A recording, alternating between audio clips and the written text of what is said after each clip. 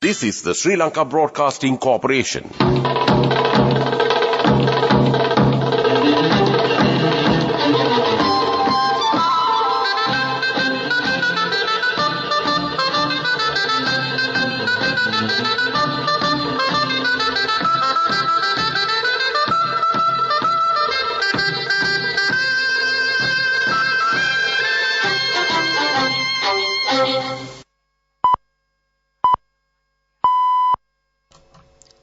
.15 p.m.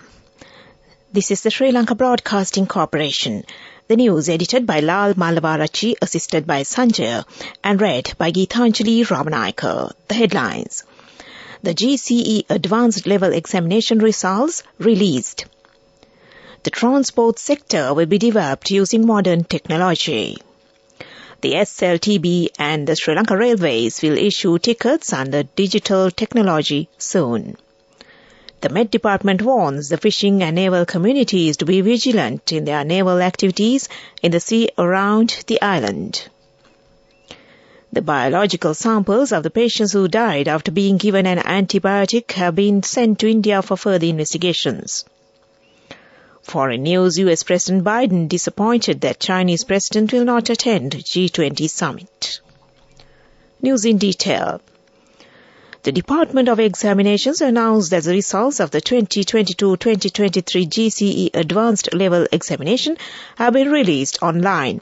Accordingly, the results can be viewed at the website www.doenets.lk. Commissioner General of Examinations Amit Jayasundara says that the results are also available at www.results.exams.gov.lk. 149,487 school candidates and 17,451 private candidates have qualified for university entrance. Minister Dr. Bandula Gunodhana says the transport sector will be developed using modern technology. Accordingly, the state transport institutions will be made profitable within a short period. At a press briefing held at the President's Media Centre today, the minister said tickets of SLTB and the Sri Lanka Railways will be issued in the future under digital technology. This will help to prevent irregularities and frauds in these institutions. A loan agreement will be signed within the Indian government to modernize the railway signal system along the Northern Railway line. Accordingly, passengers can travel between Colombo and Kanke Santure within a period of 6 hours. The minister added that reconstruction work of the Kalani Valley line will also be started on the 7th of this month. The Met Department warns the fishing and the naval communities to be vigilant in their naval activities in the sea off the coast from Hambantota to Pothuwil and Putlam to Mana via Kanke Santure to Trincomalee. The sea areas of the coast extending from Hambantota to Pothuwil and in the sea areas of the coast extending from Putlam to Trincomalee via Mana and Kanke Santure can be very rough at times. The sea areas of the coast extending from Putlam to Hambantota via Colombo and Galle can be rough at times. This news broadcast comes to you from the Sri Lanka Broadcasting Corporation. The biological samples of the patients who recently died after being given an antibiotic at the Colombo National Hospital have reportedly been sent to India for further investigations. The Deputy Director General of Health Services, Dr. G. Vijayasuriya, emphasized that the samples of the relevant antibiotic named co-amoxiclav have also been sent to Australia for onward investigation process. The Deputy Director General pointed out that a final decision regarding the death of the patient will be reached once the reports of the investigations are received.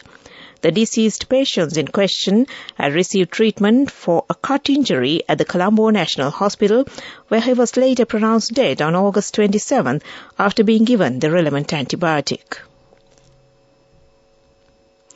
The UNP General Convention has been postponed indefinitely due to the prevailing rainy weather condition. The UNP Managerial Committee that met under the patronage of the President has taken this decision. At a press briefing held at UNP headquarters in Kotte today, General Secretary of the party Palitha Rangebandara said the party convention may be held next month. He said that the party had held 153 electoral meetings successfully so far. The General Secretary of the Sri Lanka Podujana Peruna Sagara Karivasam says that their party is the strongest political party in the country at present. At a press briefing held in its headquarters in Battaramulla today, he said that any political party or group that accepts their policies are able to join the party in future political activities. And that ends local news for now. The main news story is brought to you by Siddhalepa Vedamahatmya. The United Nations was expecting to provide more than $300 million through the new cooperation framework for the development programs of the next 5 years, including the adoption of the Anti-Corruption Act and the establishment of the Parliamentary Budget Office, United Nations Resident Coordinator in Sri Lanka Mark Andre said. He gave his assurance during a meeting with Speaker Mahinda Abewardena recently, the Communications Department of Parliament said. The envoy congratulated Sri Lanka on the adoption of the Anti-Corruption Act and the establishment of the Parliamentary Budget Office. The Speaker expressed his gratitude for the continuous support of the United Nations Development Programme as a development partner of the Parliament of Sri Lanka. Furthermore, views were also exchanged on Sri Lanka's legislative process, electoral system, peace-building activities, and women's representation in politics. And that was the main news story. The main news story was brought to you by Siddhalepa Vedamahatmya. And in Watchlight this evening, 2 freezers of the mortuary of the Monragala District Hospital are inactive for several days owing to the improper maintenance. Due to this reason, the dead bodies have to be sent to the mortuary at the Siamalandua Basic Hospital. A high official of the hospital said that this has been informed to the relevant companies to re-establish the 2 freezers. And that came to you in Watchlight. World News. Brought to you by courtesy of... Say no more to moving and paying rent. Get a home loan from Commercial Bank at the lowest interest rate and get a home of your own. Which Bhakta are you in now? In Javatta, in my own house. World News, the headlines. US President Biden disappointed that the Chinese president will not attend the G20 summit. More than 40 people injured after storm sweeps Taiwan. And Gabon coup leader Brice Gema being sworn in as president. US President Joe Biden has said he is disappointed that the Chinese counterpart Xi Jinping plans to skip the upcoming G20 summit in India. And I quote, "I am disappointed, but I am going to get to see him," unquote, Mr. Biden told reporters on Sunday, but did not say when that meeting may take place. Beijing said on Monday that its Premier Li Qiang would lead China's delegation at the summit in Delhi this week. Mr. Xi and Mr. Biden last met at the G20 summit in Indonesia last year. More than 40 people were injured in Taiwan after Typhoon Haiku ripped across the island, uprooting trees and forcing thousands to evacuate. The storm, which made landfall on Sunday on the east coast, was the first to directly hit the island in 4 years. Amid torrential rain and high winds, 2 people in a mountainous region were hurt after a falling tree hit a car. Dozens others were injured mainly by falling debris, said officials. Brice Gema, the leader of Gabon's military junta, is being sworn in as the nation's interim president. General Gema led last Wednesday's coup against Ali Bongo, toppling the president shortly after he was named winner of a disputed election. The general has some popular support. Crowds of cheering civilians turned up at the inauguration. However, there are concerns. General Gema's rule will be a continuation of the 55-year Bongo dynasty. Back to the headlines of the world news. US President Biden disappointed that the Chinese president will not attend the G20 summit. More than 40 people injured after storm sweeps Taiwan. And Gabon coup leader Brice Gema being sworn in as president. That ends world news. World News. Brought to you by courtesy of... This message is for all the kids between the ages of 4 and 16 who love to draw. Commercial Bank's Arunalu Sittam is back once again. This time, the competition is also open to Sri Lankan kids currently living abroad. First, second and third place prizes will be awarded along with special merit and merit certificates. For more information, visit the Commercial Bank website. We have so many prizes to be won. Development News is brought to you by Job opportunities for well-experienced housemaids and home cooks in Saudi Arabia and Kuwait for ages 40 to 58 years. Salary 125,000 rupees. Contact 037 7500 500. The Sri Lanka Bureau of Foreign Employment says more than 200,000 people have left for foreign employment by yesterday following resignations with the Bureau. Accordingly, a total of 200,026 people have left the country for foreign employment by last evening, it said.